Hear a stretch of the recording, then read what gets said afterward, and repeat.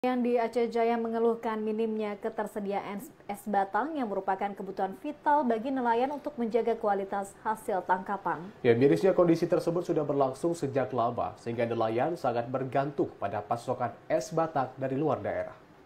Banyak nelayan di Aceh Jaya mengeluhkan keterbatasan pasokan es batang di lokasi tempat pelelangan ikan atau TPI. Selama ini, es batang harus didatangkan dari luar daerah untuk memenuhi kebutuhan nelayan setempat. Kondisi ini sudah berlangsung sejak lama, sehingga membuat nelayan tergantung pada pasokan dari luar daerah, baik saat melaut maupun di daratan. Masalah pasokan es yang terbatas ini membuat banyak nelayan enggan melaut, terutama ketika hasil tangkapan diperkirakan melimpah. Para nelayan khawatir kualitas ikan akan menurun cepat karena keterbatasan es.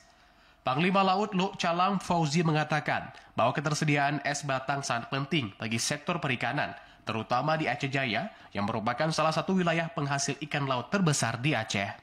Bila lancar bahan bakar, lancarnya es, insya Allah ke depan bakal lebih maju nelayan. Apalagi perhatian nelayan, baik bantuan segi apapun, jaring, alat tangkap yang bisa dibantu oleh pemerintah. Calang yang dikeluhkan ini TPI yang utama. Baik jalan TPI, pembangunan TPI, belum ada apapun yang ditanggapi oleh pemerintah.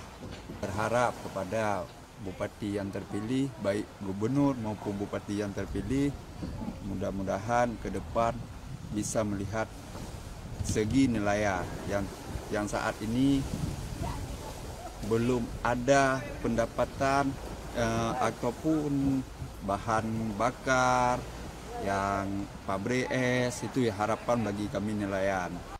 Fauzi juga mengungkapkan minimnya perhatian pemerintah terhadap fasilitas TPI, akses jalan yang rusak, dan kebutuhan lainnya. Nelayan berharap dengan terpilihnya pemimpin baru akan ada perhatian khusus untuk kesejahteraan mereka, terutama dalam hal pemenuhan pasokan es batang dan perbaikan fasilitas yang mendukung sektor perikanan. Dari Aceh Jaya, Musliadi, TV Aceh melaporkan.